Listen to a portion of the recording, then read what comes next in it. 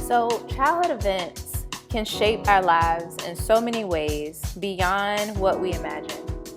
Share with us how going from two-parent household to living with a single parent impacted you.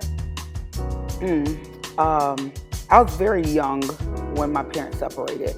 My uncle always says that I have a memory that is unheard of, but it was very different. My family actually is very important to me. Even though their marriage did not last, I still had that hope that they will always be together. And so, some people grew up and they want to be a doctor, a lawyer. I wanted to grow up and have a solid household, a solid family. And that's why family is so important to me. I think that's the biggest thing that shaped me from the split was the family dynamic, and just being able to know my dad was such a loving person, and not having him in the household definitely set off a lot with being separated from that. I think people don't understand. It's the moments where we don't really know how to feel that breeds what we desire as we get older. But with that, learning that your protector, your provider, your everything, your father passed away due to colon cancer when you were only 14. How did that impact you? It was the breeding ground for anger. I later found out that I actually blamed my dad. You have people, and we have abandonment issues because the father just was not there at all, because they're just doing what they want. But my dad, had passed on. In fact, when my dad passed away, they kept it away from me because nobody wanted to tell me, like, how are we going to tell her this? Because I was the epitome of a daddy's girl. And so him not being around, I was really angry about that. So not having the person to get attention, to get accolades, to get affirmation, was gone. It was like, what am I here for? Yeah. That is, sometimes we don't understand until that person's gone, the experiences, the thoughts, the feelings that we have. And that came with other things in your life, even after experiencing that loss, and one of that being sexually assaulted. Did you share with anyone at the time that happened to you?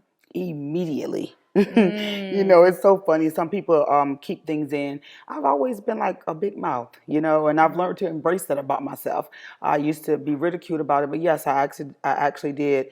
In fact, that was something that drove a wedge within my family, within my household. That whole adage of what stays here, happens here, stays here. And then what ended up happening, and I found out that with me exposing other things that light shine on what's been happening to other people in your family.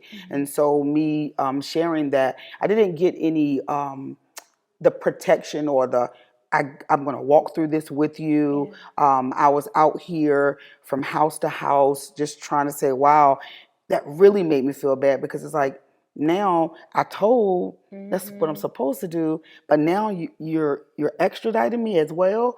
I'm glad that it did expose the person to prevent him from going on to do that to anyone else, but it definitely added to where I was. And the crazy thing about it was, it happened literally a few weeks after my dad passed away. My hero was gone, my protector was gone, and then boom.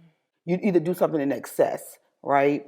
And so that's what I did. I worked in excess because I wanted to try to reverse it. So it made me want to be out, and it drove promiscuity, for the attention, for the affirmation.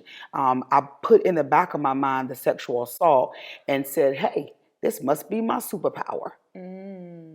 So with all of that, what has your journey been like since you have allowed God to help you through your healing process? It has been amazing. I don't know where I would be without God. We go through life and we try to do things because I struggle with codependency, and I think I could fix it all. I think I was Olivia Pope's secondhand man. And so with going through the things that I've been through, I had to get to a point where I said, God, not my will, but your will be done. And people will always say, surrender your will, give it to God, give it to God. And I'm saying, okay, you're right here with me. If you say, Toleeda, give me your hand, I can give you my hand. Yeah. If you said, Toleeda, give me your cell phone, I can give you my cell phone. And everybody's talking over my head, give it to God, give it to God. How do I do this? Yeah. And so then I started to really study, what is surrender? What is it? When I'm really like, these things are intangible. How do I surrender this? I didn't want to feel that anymore. I didn't want to be a victim anymore. And I said, I'm serving this great God. I'm coming here every Sunday. I'm praising and I'm doing all these things, but I'm laughing, but I'm limping, you know? And I had to get to a point where I said, what is surrender? And so it took me to the place of Jesus in the Garden of Gethsemane.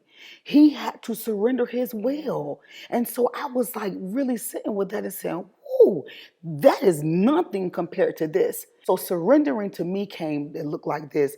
It looked like, because I struggle with anger, I want to punch her in the face. But then it's like, God, you punch her for me. Right? So I'm giving this to you, God, because if I step in it, I'm going to mess it up, right? And if I say, okay, if I struggle with codependency and I want to go fix this for my kids and I want to fix it for my friends, and it's like, God, let me pray, you fix it. So that's what surrender looked like to me. It wasn't, I was going by the tangible, right? And so sometimes it can go over your head when you're looking at the tangible. Well, I'm so grateful that surrendering has become your superpower, because there's going to be more women that get to walk in that power as well, because you're doing it. So thank you so much for being a superwoman. Thank you.